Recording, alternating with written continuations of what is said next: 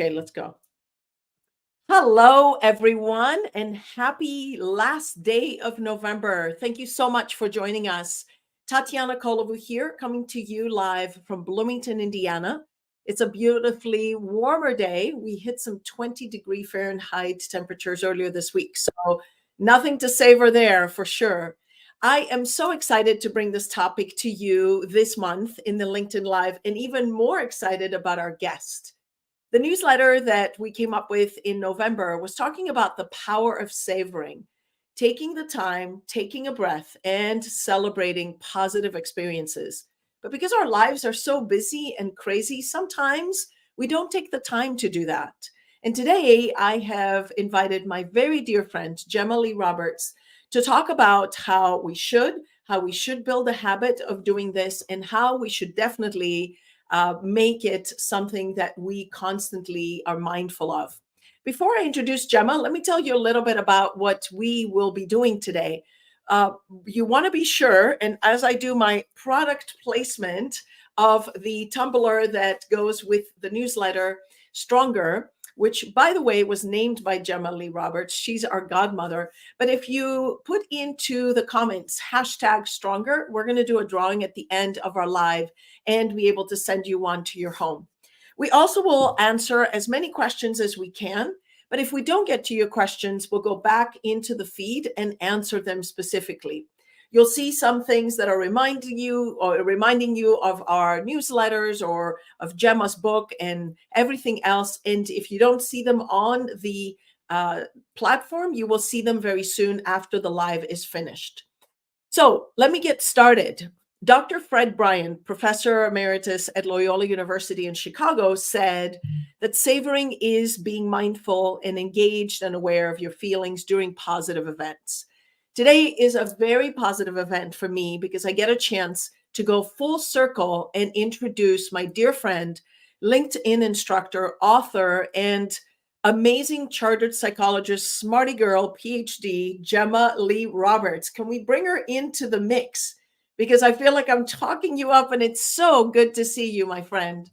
Now, Gemma and I first met in a green room at LinkedIn, where we were both doing makeup, getting ready to get on the stage. And we both were anxious for different reasons. And it was just this moment where we connected and just hit it off. Gemma, how long ago was that? I mean, now you're asking. I think it must be. I think it was probably about 5.5, 6 years ago. Yeah. Well, go back to how old is your oldest, right? That's what I'm doing. That's it. That's how we go back. So ever since we connected, I have very fond memories. I'm doing a little savoring now of how we got started. We would talk about things with Yolanda. Thank you for welcoming Gemma. We would talk about our courses, and we would strategize, and we would have these daily calls. And then COVID hit, if you remember. And then our son Alexei got sick, and you were there for me the whole time. And ever since, we have been such a good, I would say, long distance, but close to the heart friends and colleagues. And here today, you are as the colleague and author of Mindset Matters. And I want to hear before the end of our time about the hub and all the activity that's happening. In the meantime, tell us where you're coming in from. I see lots of names, and I see many friends that have checked in and have done the #Stronger. So while our friends are telling us this, Gemma, tell me a little bit about this time of the year for you and what you do to take a little bit of time and be sure that you savor the moment or the event or the experience.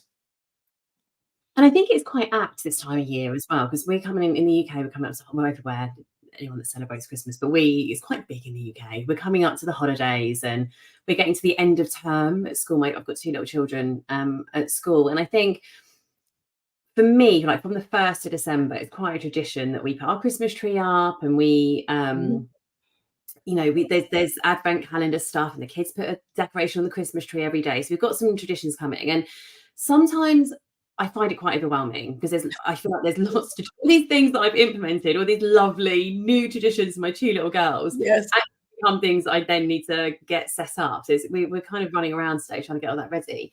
but I'm really conscious that I want to savor it. Like they're 4 and 6, so that they're Mm, little, and they're mm, only tiny for such a short space of time. So I think I have to constantly remind myself that even in the stressful moments, and it's busy. I'm running a business and a podcast and little kids, and yeah. we've got all the winter illnesses going on here in the UK. It's busy, but I'm trying to focus on making sure that there's some enjoyment in that as well. I'm focusing on the connection with my children, with my friends, with my family, and really taking those moments on board. And I think for me, a lot of it is firstly reminding myself, so kind of being mindful of Mhm. what's happening. Like, because how often in life do we just let life just keep rolling past us, and we do these amazing things, but we're not always totally present, and I'm certainly guilty of that. So I'm trying to be as present as I can, when I can. I can't do that all day. I've got a Yeah. very busy life, but I'm trying to take moments of that, at least in the evenings or first thing in the morning is what I'm thinking. So it's interesting. I have felt the same way. One other thing I remembered is our children are 2 years apart. And even though I'm 16 years ahead of you on the ages, it creates that same intensity when they were younger, closer together. And that created a lot more of a demand of time and during the time of year. And for us in academics, that's also finals and trying to finish everything. I remember specifically because you mentioned decorations for the holiday. When the whole house would shut down, I would keep the tree lights or whatever lights. We also decorate little boats in Greece, and we have several in the house. And I would just sit down, turn all the lights off, and have just the little decoration lights just to take it in. And Mm. before going to sleep, just to savor it. Or I do the same thing of waking up early in the morning before anyone wakes up and put the lights on, the little lights, and be just enjoying the moment. It takes little pieces like this to do. It's so important. But it's definitely something we need to remind ourselves to do. I wrote in the newsletter about creating or placing triggers around us to remind us of the celebration we need to have. Do you do that? I'll talk about. Do you recommend people find ideas of ways to trigger themselves to savor? Yeah, I think that's actually a really good idea. And I'm racking my brain to think if I actually do that. And I'm not sure I do a great job at that. I feel like I'm a bit ad hoc about this, and maybe I should be a bit more structured about it. But I think it's a great idea. So it could be a particular time of day that Mhm. you practice savoring. So it could be, before bed or at dinner time. That's a great time if you're sitting around the dinner table with family members. You can talk about, I know, something good that's happened, something you've enjoyed, or something you want to think about or remember, or immerse yourself in that day. Sure. It could be particular times, or it could be a particular activity. It could be while you're brushing your teeth, for Yeah. example, and then you think, I'm brushing your teeth. I'm just going to take a moment here to For self appreciate. care. Yeah. When you don't have time for it as much. I'm reminded that the Apple Watch, the tech watches sometimes have these mindfulness reminders of 1 minute of breathing. And quite often, savoring is also tapping into a memory from the past, but it's also tapping it or connecting it to a physiological response. Breathing is definitely a way to slow things down and get connected. Shelby says, before going to bed each night, I ask my 3 year old what his favorite part of the day was. Never thought of it as a savoring practice. Shelby, that is spot on because Mm, children help us see the world through their eyes, and it takes all the silly stuff we worry about away and mm. get us to pause and celebrate that. I love that idea. Thanks for sharing that for sure.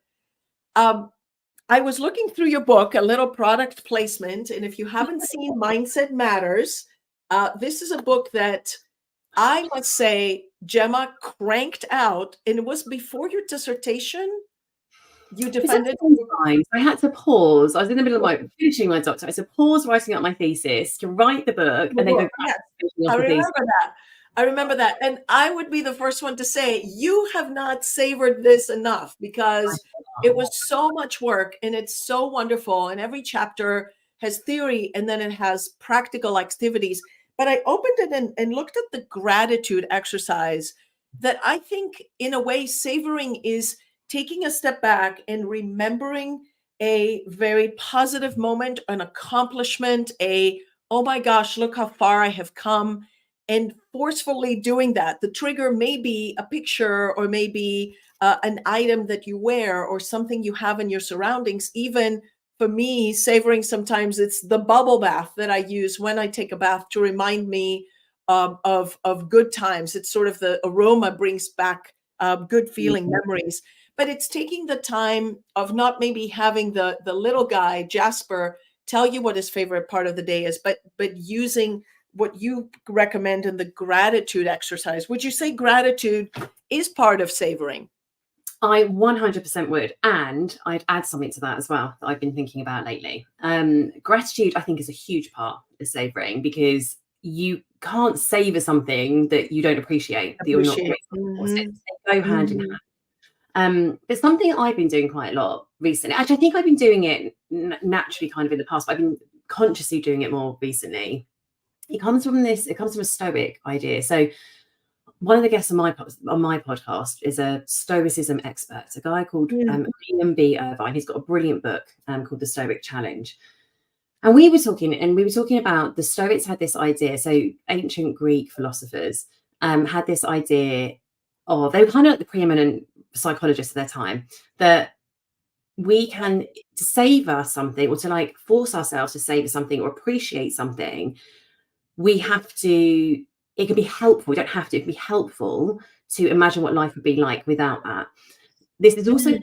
is quite a scary practice as well sometimes, and it can kind of it can be quite shocking sometimes. You know, to imagine some of the things that you love in your life not being there potentially, but it does force you to savor what you've got. And I'll give you an example of it. It's another child-related example. Yeah. Um, but an example of this is with both of my children. They, neither of them are great sleepers. They're still not amazing, to be honest, at 6 and 4. But What hey ho. is it about that? Yes. It's I know. I mean, that's a whole different session in itself. That's probably a therapy session for me. So they weren't great sleepers, but I remember, like, I was working with both of them were little as well, and you know, I was in the middle of a doctorate and a book, and when I had both of them, and they were teeny tiny, it was a crazy, crazy time. And I remember being up in the night with them, and both of them at different points thinking, this is so hard. It's night after night after night after night. I'm so exhausted. I just want to sleep, especially in the middle of winter and it's cold, and you're Yeah. getting a boss already, or you don't really know what the issue is. And you know, are they going through a leap or regression? Is it teething? Is it da da da? Like all these things, you don't really know what it is.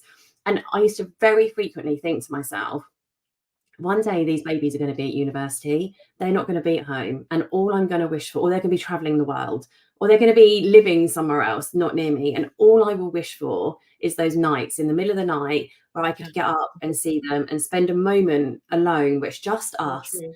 and it's just our moment in the world. Yeah. And it really made me, like, that is going to happen, they're going to leave home.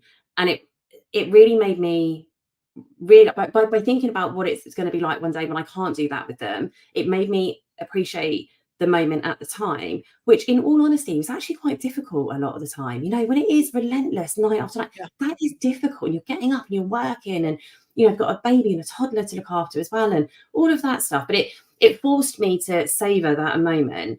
And in all honesty, I think those moments with both of my girls, I am 100% certain that on my deathbed, I will be thinking about those moments. I'm Mm. convinced of it. Mm. I think it's because I made myself think about that in the moment, like when I don't have this.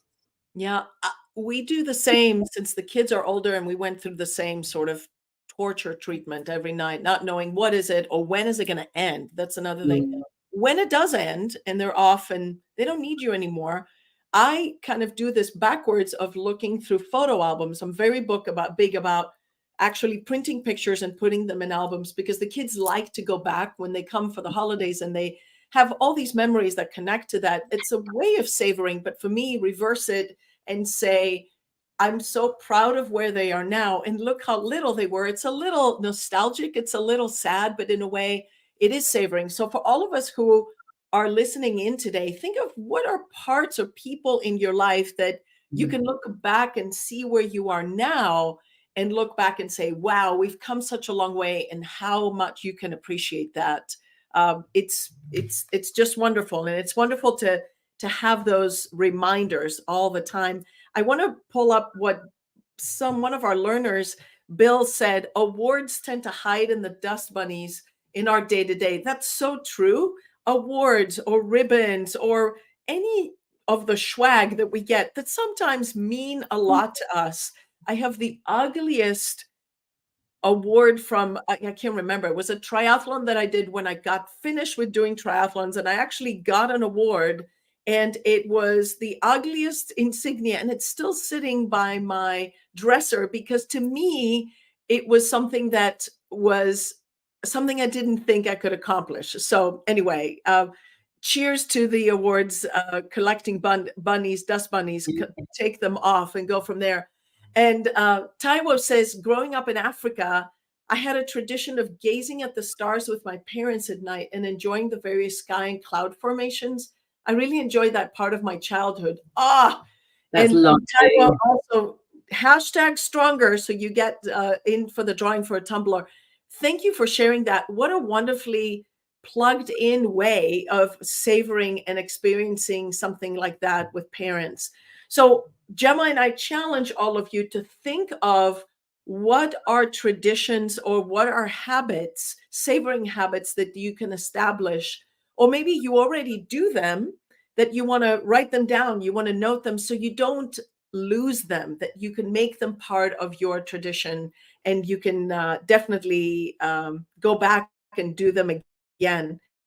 So one of the things that we talked about in the newsletter is triggering. Another one was specifically the what was called the upward or downward hedonic comparison. And in the newsletter, I talk about the experience of running a marathon in Greece, which was a lot of it was uphill. It was challenging. And I had the option to compare myself to others and see how better they were doing. Or I had the option to say, look how far I have come. I had some challenges in my childhood where I was told I could never do this before, and I did it. So that's where I went in my head without even knowing this, which was so incredibly helpful. Have you, Gemma, and I think in the time that I've known you, pushing through a PhD with a toddler and a baby and writing a book, those two things are incredible. Did you ever not count the work you hadn't done, but did you ever stop and say, oh my gosh, I did this? I know you went on a big trip after the graduation was official, but did you take any time or during it to compare?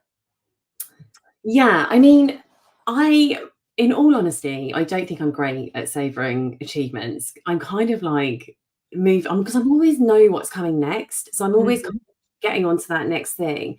But I think as I've got older, I've really tried to force myself to acknowledge what I've achieved, and that is about being a bit more present and not always focusing on kind of what's coming next. And we took a big trip. So once my thesis was in, the book was done, we as a family we took a big trip, went Mhm. away, completely switched off. I didn't work for a while, and it was a really nice moment to all of us, because the thing is with these things, it wasn't okay, I wrote the words and with the thesis and I wrote the words in the book. Family effort. Yeah.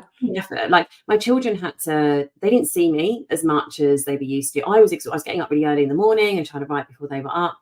My husband had to pick up a lot of the pieces in terms of some of the more mundane bits of childcare, and I was kind of taking the glory parts of, stories and, but not necessarily doing the harder day-to-day stuff. So it really, really, really was a group effort the way I see it. Yeah.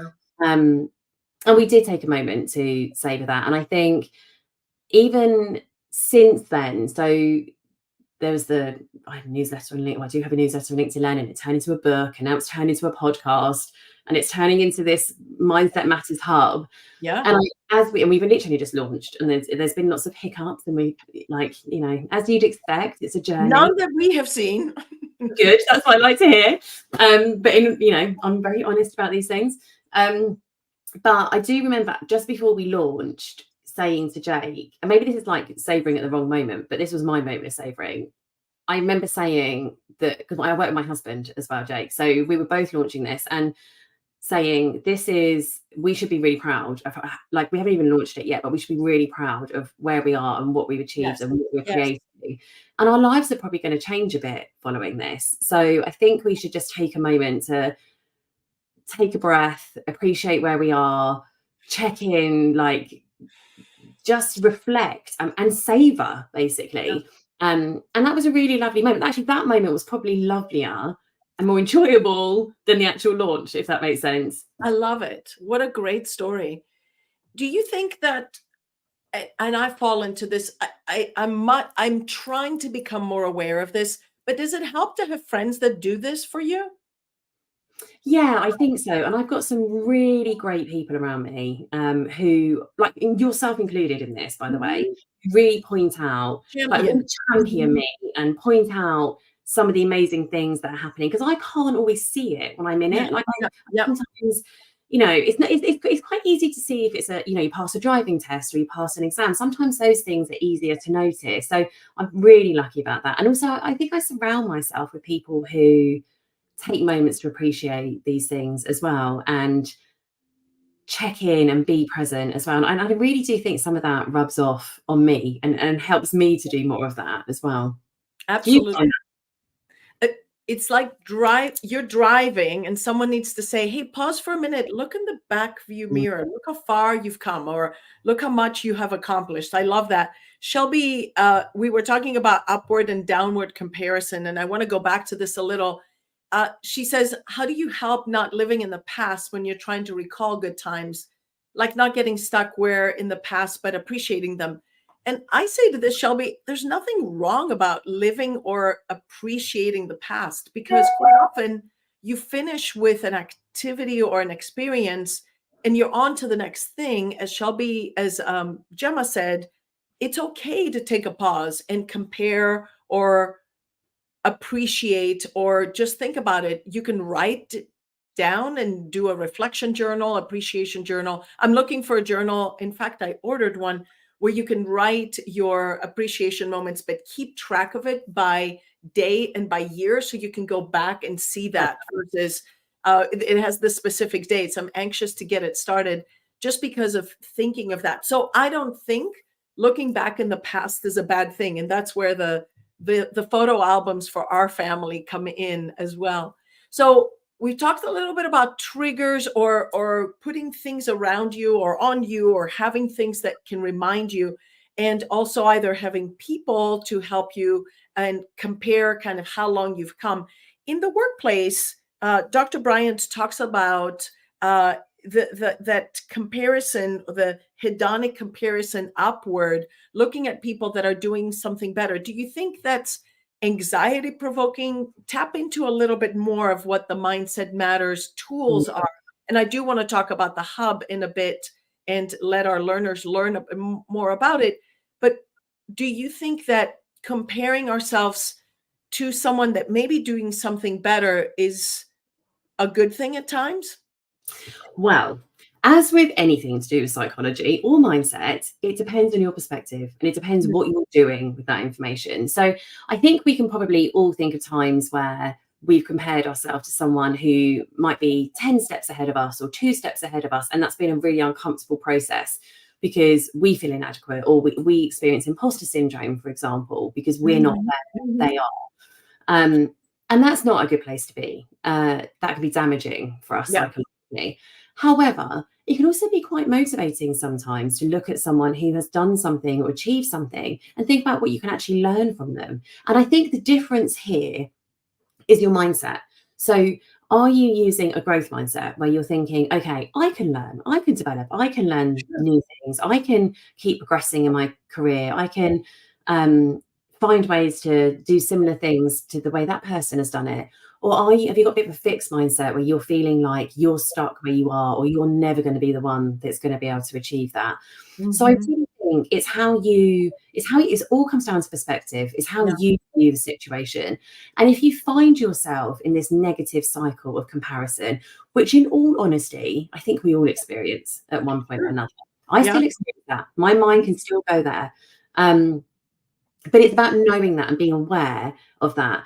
and learning ways to kind of pull that back a bit and rein that in. And the thing is, there's a couple of things to think about here. You don't know what their journey's been. You don't know how long they've been working at that and what they've put into building that expertise or that audience or that product or whatever it is Yeah. that you're looking Yeah. at, or that career. It- And also, you only see the good bits. Like no one. It's really rare that people share the challenging bits or we get, the outside Challenge. world Yeah. is part of it. So we have to remember that as well. And I think I had a conversation today. I was recording a session for the podcast, and we were talking about values and meaning. And I think being clear on what you value. Yes, someone might be achieving something in a different way to you. You might feel like they're ahead of you, but have they got the whole lifestyle you want? You might want more flexibility, or you might want more learning in your life, so it's really important. I think if you feel yourself going down the comparison road and it's not feeling great, it's not motivating you, it feels like it's pulling you back, or it's impacting your confidence or your self-esteem. I think if you're aware of that and then doing something to change that. So either stop looking at that or look at other things, look at people that are on the same career path as you, or you think about, okay, I'm going to switch my mindset here. How can I turn this into an opportunity or a motivator rather than something that's making me freeze and feel stuck and inadequate? Or it becomes a negative thing and it's a demotivating for you. I always think that the people that we see that we think, oh my gosh, how do you get there? Go Mm. ahead and communicate that to them in a Mhm. way. You may be a savoring trigger for them because they may think, oh, yes, I'm not doing it well enough yet, or I'm not where I want to be. Remind them that they have reached a place that you aspire to be. So I think we can learn from others if we can recognize that. I like what you said. It's but depending on your perspective and where you go with that. That's really an important piece. That comparison quite often, and we live it on a daily basis, and we raise our children to also have to be strong around it and have their shields or have their translation antennas on and understand it, but it will happen quite often. So the Yeah. savoring piece may come from recognizing and being aware in the moment, having a growth mindset, as you said. I was looking at the main concepts of not just Mindset Matters, but the hub that I'm Mhm. going to ask you about in just a bit. And I'm one of your friends that says, I cannot believe this is so incredible that you've accomplished. We need to celebrate. But you talk about resilience. This is where you and I have connected quite a lot Mm. about emotional intelligence and about a growth mindset and overcoming challenges and overcoming adversity with a strong mindset. Tell me, how do you find savoring, or where do you see it fit into this puzzle? I see it fitting into thriving, and that's kind of what I talk about in general. So I talk about how, first of all, understanding how our minds work, and then using strategies or looking at things in a different way, or creating a mindset, so a view of the world or a way of thinking that helps you to thrive. And I Mhm. really think savoring falls into that. And we know that savoring can help to boost resilience. It can help you to overcome adversity when you Mhm. appreciate what you've got and focusing your attention there rather than all the other things that could be challenging or the things that you haven't got in life. But it can also, in general, just help you to thrive. It can help you to live your life aligned with your values. It can help you to be clear on what's meaningful for you and potentially add more of that into your life, or just appreciate where it's already there, but we Yeah, sometimes miss. yeah, yeah. Sometimes just saying, I can't believe that we've accomplished this. And taking time to do that with yourself or with friends and Mm, pausing, celebrating just a little moment yeah. or having a big time celebration, which brings anxiety to this time of the year. But just today, I have a friend who he entered into a new course that he was teaching. This same thing. So we've kind of sent texts back and forth to one another, commiserating, like, we'll make it. We're getting there to the end. And just today, I sent a message and I said, we need a big celebration get together. And it has to be a lunch in a special place, something that we remember because it's been a big accomplishment. But savoring is something that not just you point it out to others, you do for yourself, but you bring people together and celebrate those good memories. Uh, the professor that I heard the term from and has written the book on the art of savoring talks about it not being an end destination. It's an ongoing activity. It's a muscle you have to flex all the time as you grow and connect.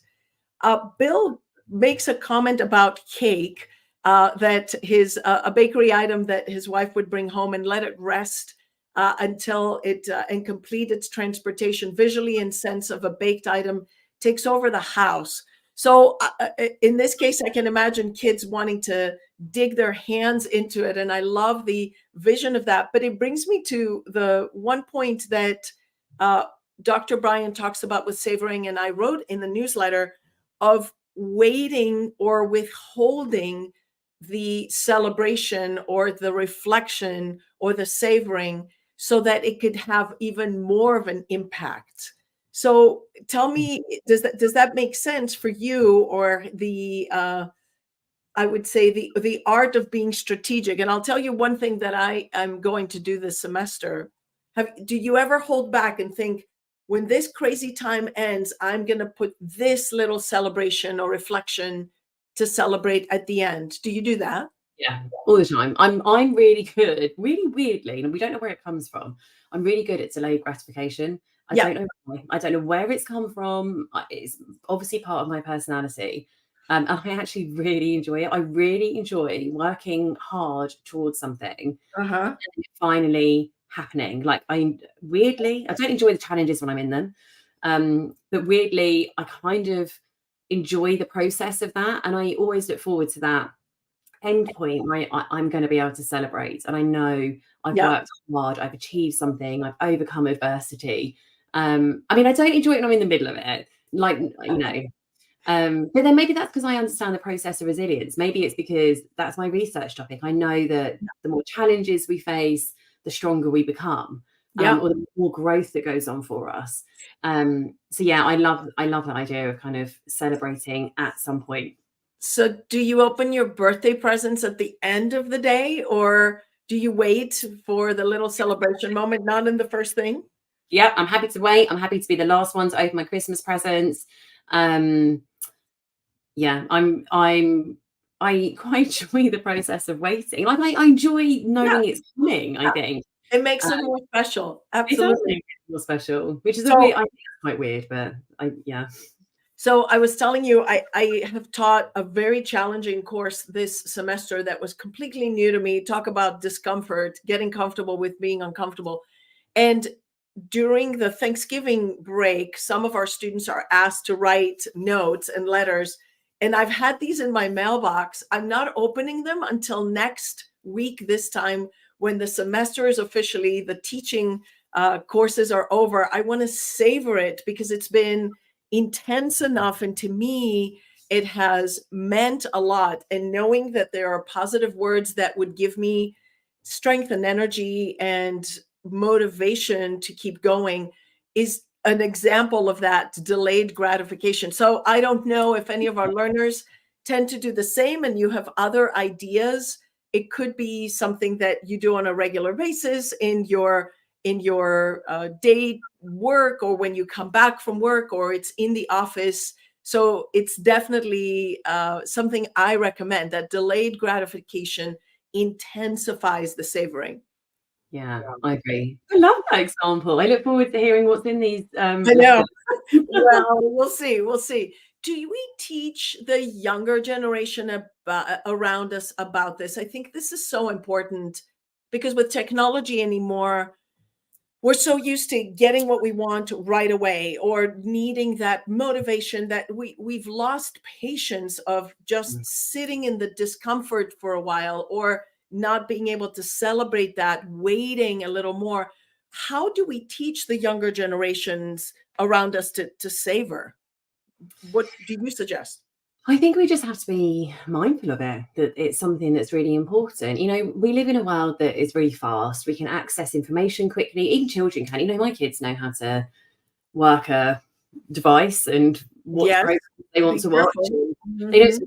remote control and get what they want. You know, there's multiple channels on the TV. We've got they can navigate their way around. Oh, I'm going to watch Netflix today on TV, or I'm going to watch Disney Plus, or you know, well, first of all, I don't even really know how to do that. But secondly, that obviously didn't exist when I was younger. Yeah.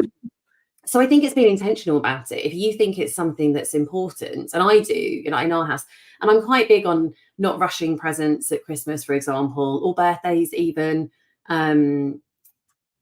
Things like, you know, even just silly things like you can watch TV after you finish dinner, and part of me just wants to give it to them straight away. But then part Yeah. of me thinks, I want you to not just be able to do the thing that you want to do all the time, Yes. not in a mean way, but in a way that's kind of preparing you for life. Because, you know, I don't think kids have as much patience as they used to have. I don't think kids are as bored as they used to be. So I was uh, just going to put this comment that Shelby said, we have to teach our kids to be bored yeah, nowadays. I was thinking about this yesterday. I remember our kids saying, I'm bored. And I'd say, great. It's good to be bored. Get used to being bored, because maybe someday you'll have a job where you're bored, and you've got to be patient with that. We have got to teach. I think we have to be okay with being bored. yeah. Technology anymore is designed to keep us from being bored, but then it takes away so much else of us being in the moment and being able to experience other things. But then that's some, you know, in the moments of boredom where you get some of your best ideas, or you play a great game, and we notice that with our children, like times where we're like, no, there's going to be no TV on. Like, you need Yes. to me to do Yeah. it. Or you might get a bit of, oh, we'll get loads of arguing. And part of me feels like they do that on purpose so that we either intervene with something to entertain them, to stop the argument. Mhm. So me and my husband have to have like conversations around, our kids are going to be bored today. So Yes. and like, don't feel guilty, don't feel guilty. Because I do, and you know, look at kids that are like back to back in activities all weekend and doing this and doing that and da da da. And I'm like, oh, we're going to make Yeah. them be bored for a little bit. Or I'm so cool. But we're doing it on purpose. I mean, obviously partly yeah. want it as Well, well. I would market the boredom, say we're going to spend some afternoon boring time now. I would market during that time so they would stop and at least not be surprised by it or be prepared Yeah, or find something to do. Find and make a game. Do something when make you're a on game. it. Yeah. Exactly. Make a game, like kick a ball. Go I outside. don't like do something, and they often do, and often we find when we don't intervene too much, it doesn't happen all the time. There's lots of dynamics around this as well, and I totally get that. Like, and there is in my house, I'm sure there are in lots of other houses as well, but we do find times quite often where there is nothing to do. They end up playing, and they end up actually probably having quite a nice time, or coming up with a new game, or even just connecting Yeah. without us having to intervene, which I think is really positive. And what a good lesson that is for us to learn from our kids. Just that sense of curiosity, that sense of creativity, them thinking about what it is that they appreciate. We can take a step back from our busy lives and appreciate that. That's when I wrote that in the newsletter too, that there's so much energy that comes from being around kids. If we can just let go of what we're not getting done while we're with them, it's definitely very, very rewarding. I do want to remind our learners before we close up to enter, if you haven't yet, the hashtag stronger, because we're going to pull those hashtags and do a drawing for a tumbler. Gemma, we're definitely going to send one to you as well, here too. So today, if you've been watching, we've been talking about the art of savoring, how powerful it can be, taking the time to reflect on, to sink in, to take some deep breaths and recognize your accomplishments, how far you've come, how wonderful a moment is, and appreciating the moment and forcing yourself to do that and not forget to do it. It's probably more important than accomplishing the next thing on your checklist as the time gets to be very busy.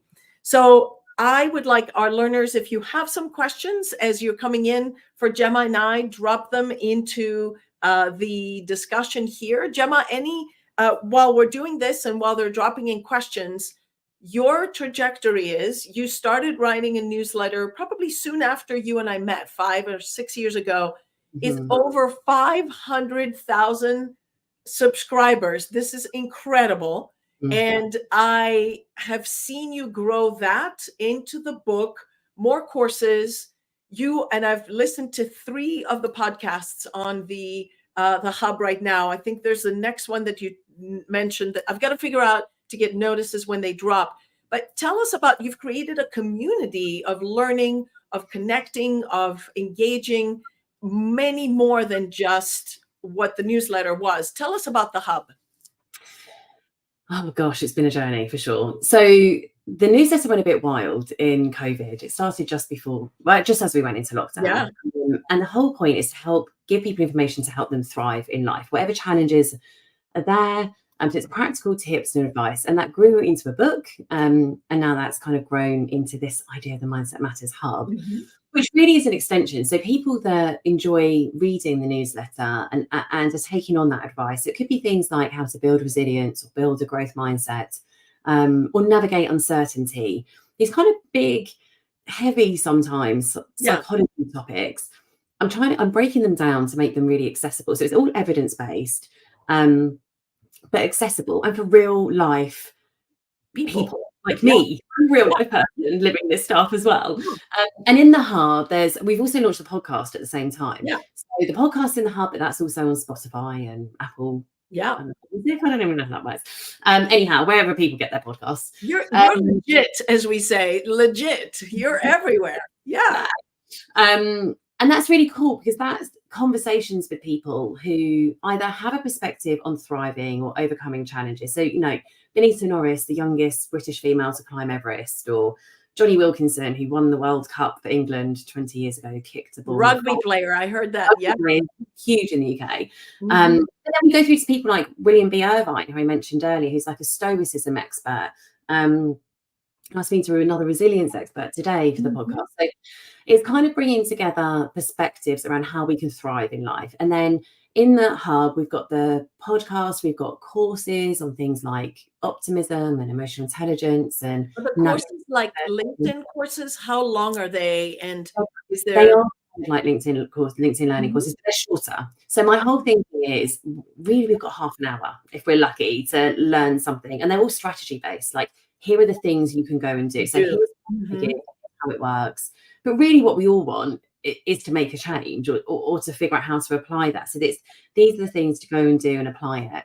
But there's also masterclasses in there. So I've spoken to lots of different experts around things like building confidence or networking, like the mindset behind, because I'm not great at networking, like the mindset behind building relationships, or navigating change. And that I really enjoy that, because again, it's other people's perspectives. I'm learning. And what I love about the hub is basically me learning and people learning along with me, which I love. Yeah. And tell me about the community part of it. So while this is happening during a class, can people share information with one another, connect with one another? Are the master classes live on Zoom? They're not live. Everything is on demand. Okay. Everything you're going to access, because also we're thinking about time zones and makes sense. Especially with the Mindset Matters newsletter audience, it's literally global. So we've got people in all corners of the just like the learners here today. I know, it's so hard. And things we might evolve in some live events, but we're not quite sure yet. So if there's definitely, and the thing is, it will grow. It will. I mean, what's there now is only going to get bigger. There's only going to be more resource there for people in different formats. So we're thinking about, do we do anything live? Do we create another newsletter there, for example? Because I'm thinking about how people absorb information as well. So some people like courses, like masterclasses are kind of long form, a conversation you're watching. You've got audio podcast. You've got courses which are like short and snappy strategies. We've got Thriving Weekly, so people can sign up to get kind of like a coaching tip, a mindset coaching tip in their inbox once a week. Oh, I love It's so cool. Like, and I know what's coming because I've got half a year's filmed and ready to go. So I know exactly what's in there. And like, I'm very excited to these start going out. And then there's a coaching document you can download to help you put that stuff into practice. So cool. Yeah, there's a lot. And it's a journey. I'm learning about all of this along, like, how to put all this together at the same time and figuring out what lands and what people want more of or less of. Yeah. Who's your data analyst? Is that Jake? I mean, poor Jake. I mean, exactly. I get like analytics thrown at me all day, like over dinner and breakfast and podcast. And I'm like, what does that mean? And he'll be like, well, this is we need someone like that running this, because that's not me. Absolutely, because the data gives you the information of what you should do next and more. I love the sense of community, that people feel like they're learning together, And I'm even thinking from a training standpoint, let's all build this skill together this week and keep each other accountable. You said you're not very good at savoring because you're on to the next thing. And this is such a big accomplishment. But what are you the most proud of when you look back? You said that you took some time with Jake and you said, look how much we have accomplished. Is there something that it started as and it is now? Do you have maybe somewhere your very first Mindset Matters newsletter posted to kind of not forget where you started from, or what are you most proud of? Oh my goodness, that's such a good question. And I think there are different parts that I'm really proud of. I'm so proud of the newsletter on LinkedIn. You know, it grew at rapid speed. I still think it's the most subscribed to newsletter for someone Insane. Yes, someone yes, that's yes. famous. You know, I'm not famous. I've got more people subscribed to that newsletter than follow me on LinkedIn. People are there for the information. They're not there because they knew Yeah. my name. No Yeah. one knew my name. Still no one knows my name.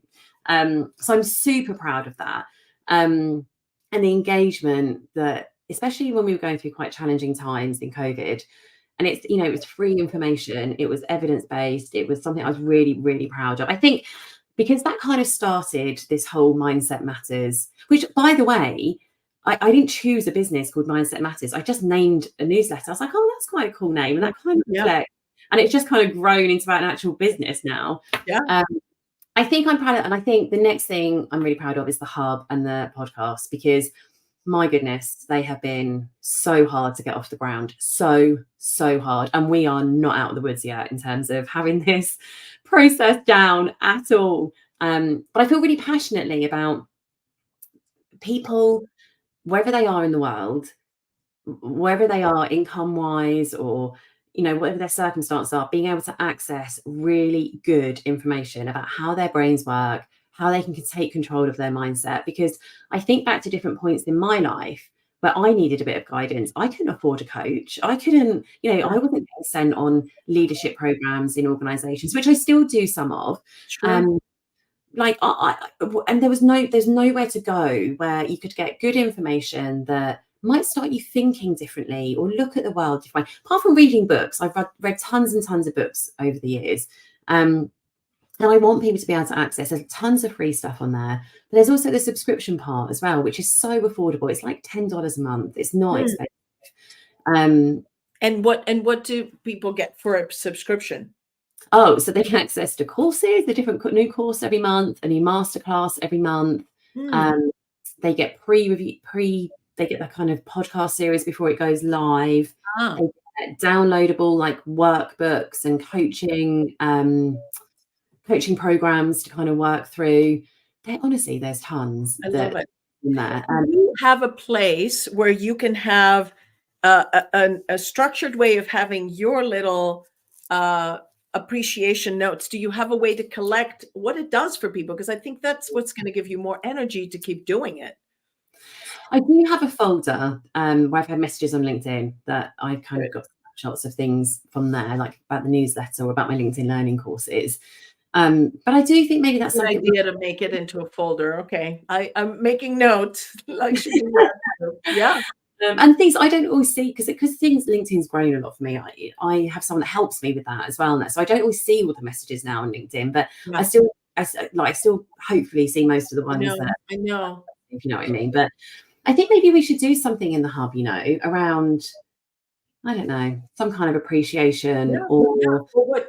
Tell me, you know, give them a sentence stem. I feel strong after I read this because give them some to fill, and then you can do a giveaway. But at least people are motivated to fill it out. That would be great. Well, we're reaching our farewell time, and I know it's time to. Our friends are looking to see who gets to go home with a stronger tumbler that we're going to do the prize winning for. Shelby, are you ready for us to spin the roulette? So these are all our friends that today have joined us, and we're spinning the roulette. I love the fact that StreamYard gives us the opportunity to do this. Yes. Oh, you had one of the comments too. Yeah. So we'll be in touch, Tayo, that we will ask for where you are, wherever you are in the world. We'll make sure that this reaches you. Thank you for attending today. Gemma, thank you so much. Can't appreciate your time and energy. And I love seeing how excited you are for the hub. And I love to see what it grows to be, just like the newsletter. Thank you to all of you for joining us today. Shelby, thanks for being the behind the scenes. Any farewell words from you in the UK? I've loved this topic. It's got me thinking, and hopefully it's got people that have joined us today thinking as well. And I think savoring is such a simple activity, and it's so positive. We could all be doing this every day. So I really encourage anyone before they kind of jump into day-to-day life, like I'm about to put the kids to bed, or if anyone jumps into lunch or whatever it is, just think about how you could perhaps just do a little, like, one savoring activity a day. One little thing. Absolutely. So as we enter, yes, Kim Kaub, our other superstar friend, is watching, and thank you. As we do this, let's promise ourselves that we'll take a little bit of time to reflect and savor all the positive experiences and what we've accomplished. So with that, I wish you farewell and stronger moving into the holidays in this wonderful time of the year. Thank you, Gemma, for joining us. Until next time, bye, everyone.